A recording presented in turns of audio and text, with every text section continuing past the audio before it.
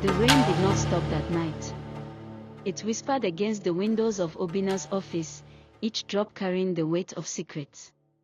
Ada sat alone, her thoughts circling the three names she had heard again and again: Eze Madu, Nneka, Okorie.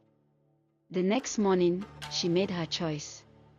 If she was to understand her father's promise, she had to seek them out, no matter the danger. Her first steps led her to the compound of Eze Madu, the village elder. He was seated on a carved stool beneath the shade of an udala tree, his staff resting across his knees. His face was carved with wrinkles, his eyes sharp as the blade of a cutlass. When Ede greeted him, his lips curved into a thin smile, one that carried no warmth. "You are Obina's daughter," he said, his voice heavy. "You should leave the past where it belongs."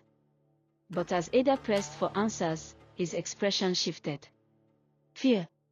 Just for a moment. And then he dismissed her with a wave of his staff, like a child who had asked the wrong question. Confused, Ada turned to the second name. Nneka. She remembered her voice in fragments, songs that once lulled her to sleep. When she found her, the tall woman stood outside a clay house, her hair braided neatly, her wrapper tied with care. Nneka's eyes softened when she saw Ada, as if she had been waiting for her. "My child," she whispered, her voice trembling. "You should not be searching. Some promises are too heavy for one person to carry." Ada's chest tightened. "You knew my mother, didn't you?" But before Nneka could answer, a shadow passed across her face. She looked over her shoulder, fear flooding her eyes. "Go," she urged. "Before he finds you." That night, Ada returned shaken, her thoughts circling the final name, Okorie. Unlike the others, no one spoke his name openly. They lowered their voices, their eyes shifting to the shadows whenever she asked. Some crossed themselves.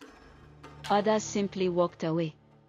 And when Ede finally dared to whisper his name to the rain itself, the tapping on the window grew louder, so loud it felt like fist pounding, demanding to be heard. Ada clutched the photograph of her mother against her chest, her heart racing. Who was Okorie? Why did even the powerful fear him? And what promise had bound her father to protect 32 souls? The rain did not answer. It only knocked, and knocked, and knocked. Question. If you were Ada, would you keep chasing the truth about Okorie, or stop before the rain itself swallows you? Follow us for more stories like this. Like, comment, share and subscribe. Thanks.